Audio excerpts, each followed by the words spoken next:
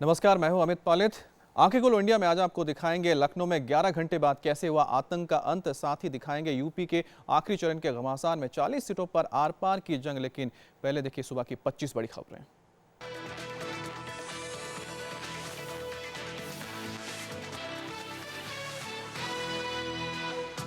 लखनऊ के ठाकुरगंज में आतंकी मुठभेड़ खत्म। करीब 12 घंटे तक चले ऑपरेशन में आईएस आतंकी सैफुल्ला ढेर। एटीएस पुलिस का ज्वाइंट ऑपरेशन। आईएस के खुरसान मॉड्यूल के सदस्य होने का खुलासा। एटीएस आईजी असीम अरुण ने घर में 2 आतंकियों के बात होने को नकारा। बोले कमरे में मिरर इमेज और कम रोशनी की वजह से पैदा हुई गलतफहमी। एटीएस की जांच जारी। मारे गए आतंकी के पास से हथियार और विस्फोटक बरामद। पाइप गन के साथ 9 mm का पिस्टल भी मिला। 2 litre chemical, 1.5 kilo gun powder भी मिला। आईएसआईएस का झंडा भी बरामद।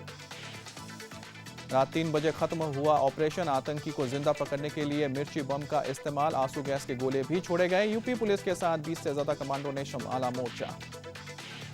कानपुर में भी यूपी पुलिस और एटीएस को मिली कामयाबी। रेड में 2 संदिग्ध आतंकियों को पकड़ा गया। आतंकियों से लैपटॉप, मोबाइल और आईएस के साहित्य बरामद। शाहजहांपुर ट्रेन ब्लास्ट केस में यूपी से लेकर एमपी तक छापेमारी। होशंगाबाद में 3 संदिग्ध गिरफ्तार। पुलिस का खुलासा, सुनियोजित आतंकी हमला था ट्रेन में ब्लास्ट। यूपी में 7वें और आखिरी दौर के लिए थोड़ी देर में वोटिंग शुरू। 7 जिलों की 40 सीटों पर डाले जाएंगे वोट। वाराणसी सीट पर सबकी नजर। चंदौली, मिर्जापुर, जौनपुर, गाजीपुर में भी डाले जाएंगे वोट। मणिपुर में दूसरा और आखिरी दौर का चुनाव आज। 22 सीटों के लिए थोड़ी देर में डाले जाएंगे वोट। थाउबल सीट पर इमोम शर्मिला और सीएम इबोबी सिंह की टक्कर। गुजरात में आज दूसरे दिन भी पीएम मोदी का व्यस्त कार्यक्रम। सोमनाथ के दर्शन के बाद मंदिर ट्रस्ट की बैठक में होंगे शामिल। गांधीनगर में देश भर की 6000 से ज्यादा महिला सरपंचों को संबोधित करेंगे। दिल्ली में एमसीडी चुनाव के बहाने मोदी पर राहुल का वार। का झूठे वादों की करते हैं राजनीति। पहली बार किसी प्रधानमंत्री ने वाराणसी में 3 बार किया रोड शो। लोगों को समझ में आ गई बात। यूपी के कैबिनेट मंत्री आजम खान की आज इलाहाबाद हाईकोर्ट में पेशी। जल निगम मामले में सुप्रीम कोर्ट ने पेशी का आदेश दिया। दस्तावेजों में हेराफेरी को लेकर दायर की गई थी याचिका। बीएसपी उम्मीदवार बज़मी सिद्दीकी फैजाबाद कोर्ट में सरेंडर किया। फैजाबाद की एक महिला ने रेप का आरोप लगाया। कोर्ट ने 14 दिन के लिए जेल भेजा।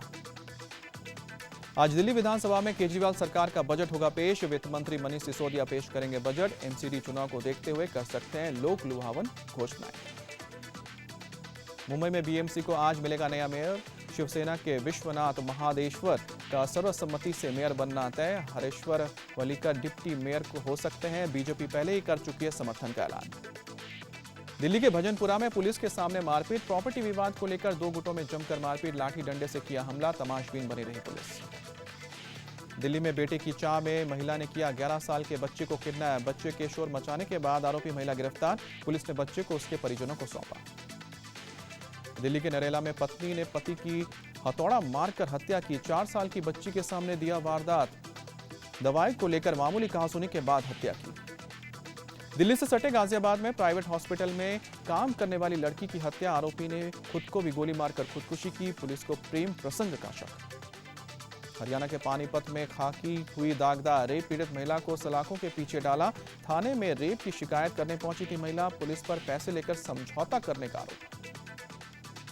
यूपी के शाहजहांपुर में 2.5 करोड़ की ड्रग्स बरामद। पुलिस ने आरोपियों के पास से 68 लाख रुपए कैश भी जब्त किए। 4 आरोपी गिरफ्तार। चुनाव में इस्तेमाल होने का शक।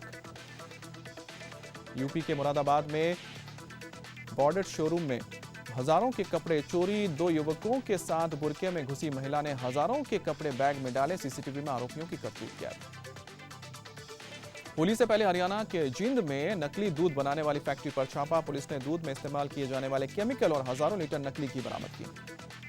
अंतर्राष्ट्रीय महिला दिवस के मौके पर देश भर में कार्यक्रम। राष्ट्रपति भवन में नारी शक्ति पुरस्कार देंगे प्रणब मुखर्जी। पटना में जेडीयू आरजेडी भी कार्यक्रम को सेलिब्रेट करेंगे। एयर इंडिया और बीएसएफ भी खास मौके पर मनाएगी जश्न।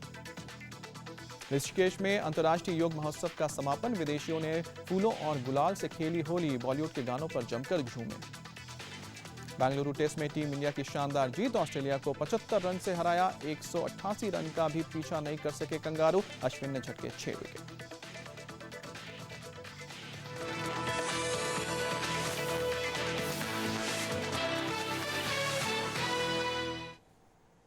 एक आतंकी जिसके तार आईएसआईएस से जुड़े थे, जिसे जिंदा पकड़ने के लिए तमाम कोशिशें हुई, लेकिन आखिर में वो मारा गया और 12 घंटे बाद लखनऊ में हो गया आतंक का अंत।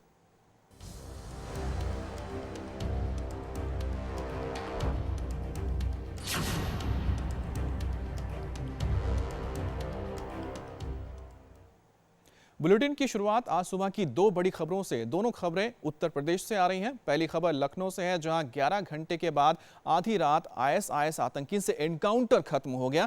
एनकाउंटर में आईएसआईएस आतंकी सैफुल्लाह को ढेर कर दिया गया। दूसरी बड़ी खबर भी यूपी से है। विधानसभा चुनाव के आखिरी चरण का मतदान शुरू हो गया है।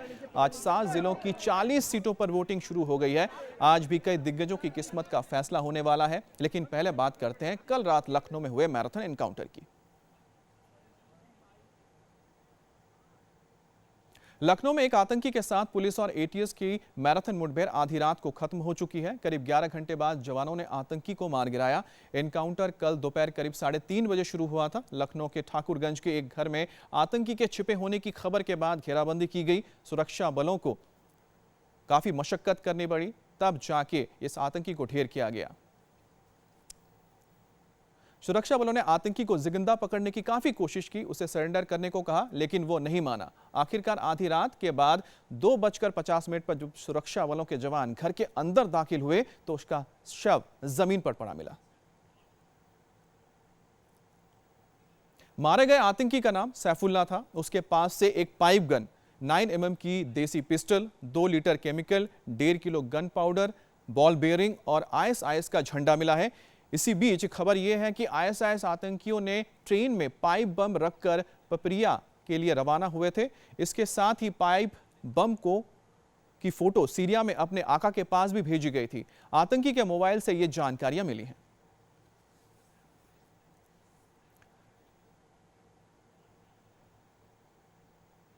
और बात करते हैं हमारे संवाददाता मनीष प्रसाद से, जो लखनऊ में मौजूद है। मनीष, और क्या जानकारी मिली है? सैफुल्लाह को तो ढेर कर दिया गया है, लेकिन उसके पास तो दस्तावेज मिले हैं और उसके तार कहां-कहां जुड़े हुए हैं? अमित, दो बड़ी खबरें हैं। पहली बात कि सैफुल्लाह का सीधा सिंडिकेट आईएसआईएस के आतंकियों से है और यही वजह है कि उसके पास से लिटरेचर और साथ में आईएसआईएस का फ्लैग मिला है।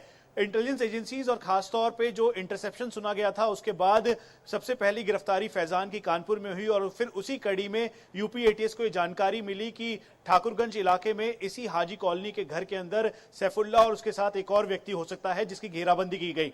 लेकिन यहां पर सैफुल्लाह मिला और सैफुल्लाह को जीरो इन करने के बाद करीबन 2:35 पर जब रात में पूरा ऑपरेशन खत्म हुआ तो उसके पास से पाइप बॉम्ब और सबसे बड़ी बात है कि अमोनियम नाइट्रेट का पाउडर, करीबन 2 लीटर के लगभग केमिकल और उसके साथ साथ लिटरेचर, आईएसआईएस का फ्लैग और पाइप बॉम्ब बरामद हुआ है। अमित, ये बताना बेहद जरूरी है कि पाइप बॉम्ब ठीक उसी तरीके का तैयार किया गया था जैसा कि भोपाल में इस्तेमाल किया गया है। इसीलिए इसकी जो कड़ी है, जो इसका सीक्वेंस है, उसको जोड़ के देखा जा रहा है। इसके अलावा सैफुल्लाह के पास से गोल्ड कॉइन बरामद हुआ है और 15,000 रुपए की करेंसी भी है। और इसको देखते हुए करीबन 3 महीने पहले ही सैफुल्लाह यहाँ पे आके सेटल हुआ था। यहाँ पे उसने बताया जी मनीष, आप हमारे साथ बने रहिए, क्योंकि इस वक्त एक और बड़ी खबर आ रही है, वो आपको बता दें। उज्जैन में ट्रेन में बम धमाके को लेकर बड़ा खुलासा हुआ है। ट्रेन में जो धमाका हुआ वो पाइप बम के जरिए किया गया था और साथ ही पाइप बम की तस्वीरें सीरिया में आईएस के आकाओं को भेजी गई थी। इस बारे में बात करेंगे हमारे संवाददाता पुष्पेंद्र वैद्य से। पुष्पेंद्र, आपके पास और क्या जानकारी है? अमित, देखिए, जिस तरह से कल जो पिपरिया होशंगाबाद में 3 आतंकियों को पकड़ा गया था विस्फोट के कुछ ही घंटों के बाद में, तो उनके मोबाइल जब खंगाले गए, उनके पास जो कुछ सामान रखा था उसकी जब तहकीकात की गई तो उनके मोबाइल से ये जानकारी मिली है कि उन्होंने जो पाइप बम रखा था उसकी तस्वीरें सीरिया में जो आईएसआईएस के आतंकी आला उनके हैं उनको भेजी गई थी, जिससे ये साफ जाहिर होता है कि इस पूरे ब्लास्ट का जो कनेक्शन है वो आईएसआईएस से जुड़ा हुआ है और आईएसआईएस के इशारे पर ही ये बम जो है यहाँ पर प्लांट किया गया था। अमित, और इसके अलावा कुछ और उनके तार जुड़े हैं, कुछ लोगों को गिरफ्तार भी, संदिग्ध को लिया गया है। देखिए, ये बताया जा रहा है कि इस मॉड्यूल में इन 3 और 2 कानपुर के जो लोग हैं वो, उनके अलावा एक लखनऊ का जो सैफुल्लाह है वो, इनके सहित कुछ और लोग भी हैं और इनकी भी छापेमारी की जा रही है और छानबीन की जा रही है कि आखिर इनको यहाँ कौन मदद करता था, किनके शेल्टर में ये लोग यहाँ रहते थे और किस तरह से इन्होंने इस वारदात को अंजाम दिया है। इस पूरी वारदात के अंजाम देने के पीछे और कौन लोग हो सकते हैं, इसकी तहकीकात की जा रही है। इनको गोपनीय स्थान पर रखा गया है जिन 3 लोगों को पकड़ा गया है और इसके बाद इनसे पूछताछ के साथ ही इनके पास से जो सामान बरामद हुआ है उसकी भी बारीकी से जांच की जा रही है। उसके बारे में भी जी पुष्पेंद्र, बहुत बहुत शुक्रिया जानकारी देने के लिए। लखनऊ में एनकाउंटर तो खत्म हो चुका है। करीब 11 घंटे मैराथन एनकाउंटर के बाद पुलिस और एटीएस के जवानों ने एक घर में छिपे आईएसआईएस के आतंकी को मार गिराया। हालांकि कोशिश उसे जिंदा पकड़ने की थी, लेकिन ऐसा हो ना सका।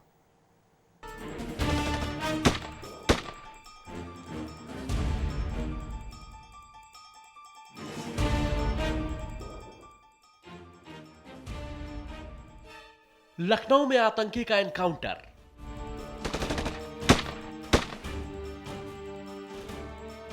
मैराथन मुठभेड़ में आईएसआईएस आतंकी ढेर।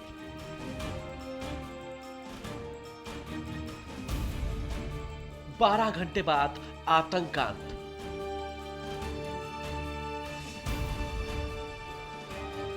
रात का अंधेरा, एक मकान के बाहर पुलिस वालों की फौज, एटीएस के जवान भी तैनात, हाथों में बंदूक, सिर पर हेलमेट और बदन पर बुलेट प्रूफ जैकेट। मकान के बाहर पहरा, मकान के ऊपर पहरा, मकान के आगे और मकान के पीछे पहरा और आसपास लोगों की भीड़।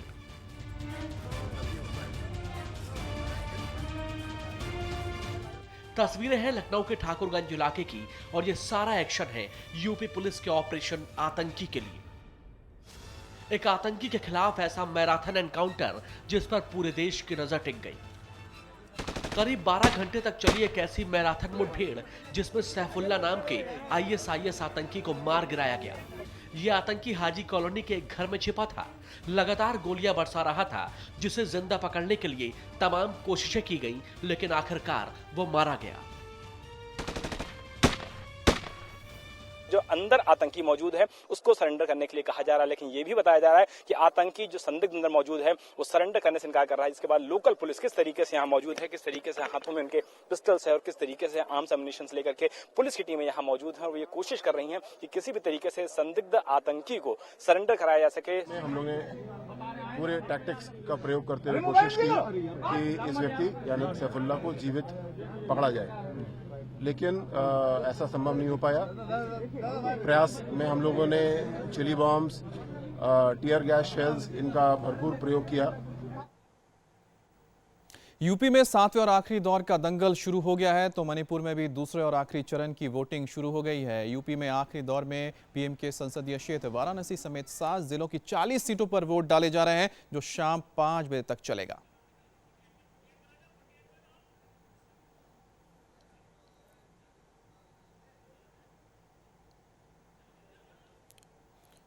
और सीधे चलते हैं हम वाराणसी, जहां पर मौजूद है हमारे संवाददाता अभिषेक। इसके अलावा जौनपुर में अश्विनी पांडे, मिर्जापुर में हमारे संवाददाता हैं, गाजीपुर में संवाददाता देवेंद्र पराशर है और मिर्जापुर में नीतीश चंद्र। हम सबसे बात करेंगे, लेकिन सबसे पहले रुक करते हैं अभिषेक का, जो कि वाराणसी में है। प्रधानमंत्री मोदी 3 दिन तक रुके, धुआंधार वहां पर कैंपेनिंग की। उन्होंने ये भी कहा कि पहले मतदान फिर जलपान। अभिषेक, कुछ दिख रहा है ऐसा?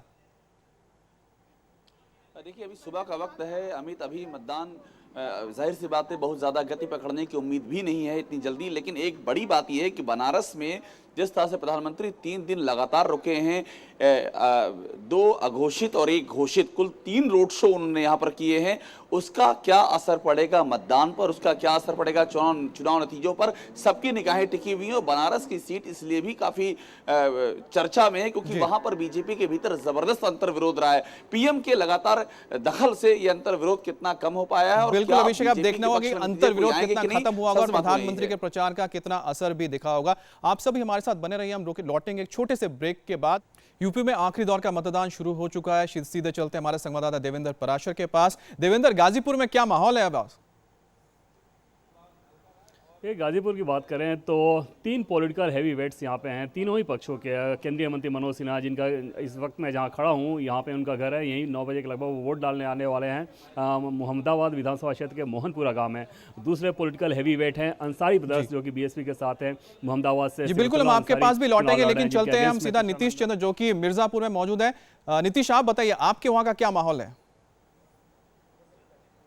देखिए, मिर्जापुर में भी मतदान शुरू हो चुका है। मिर्जापुर जिले में विधानसभा की 5 सीटें हैं, जिनमें से एक भी सीट पिछली बार बीजेपी को नहीं मिली थी। लेकिन जब 2014 के लोकसभा चुनाव हुए तो बीजेपी की सहयोगी पार्टी अपना दल से अनुप्रिया पटेल, जो केंद्र मंत्री हैं, वो यहां से जीती। और उस दौरान यानी लोकसभा चुनाव के दौरान सभी 5 सीटों पर बीजेपी को बढ़त मिली थी। तो बीजेपी को उम्मीद है कि 2014 का प्रदर्शन दोहराया जाएगा। लेकिन यदि पिछले विधानसभा चुनाव की बात करें तो लगातार 3 बार से समाजौवादी पार्टी यहां से जीतते आई है। लेकिन इस बार देखना होगा कि किसके तरफ रुख होता है जनता का। हम चलेंगे अश्विनी पांडे जो कि मौजूद है अभी जौनपुर में। अश्विनी, आप बताइए, आपके वहां पर क्या दिख रहा है? वोटिंग के लिए लोग आने लगे हैं? जी बिल्कुल, वोटिंग की शुरुआत हो चुकी है। मेरे साथ कुछ वोटर्स भी हैं, आप उंगलियां दिखाइएगा। इन्होंने वोटिंग कर ली है। आपको मैं इस क्षेत्र के बारे में बताना चाहूंगा। ये मल्हनी विधानसभा क्षेत्र है, जहां से 8 उम्मीदवार जो है चुनावी मैदान में हैं और इनमें जो मुख्य तौर पर लड़ाई है वो सपा, बीजेपी और यहाँ के निषाद राज पार्टी से लड़ रहे बाहुबली कैंडिडेट धनंजय सिंह, जो यहाँ पे विधायक रह चुके हैं, सांसद रह चुके हैं और एक बार फिर से चुनावी मैदान में है। उनका मुख्य तौर पर अगर मुकाबला कहें तो वो समाजवादी पार्टी के पास बिल्कुल देख लो। अभी तो बस शुरुआत हुई है, धीरे धीरे जैसे दिन चढ़ेगा किस तरह से वोटिंग परसेंटेज बढ़ता है, आखिरी चरण है। हम सभी आपके पास लौटेंगे लगातार अपडेट के लिए 8 बजे।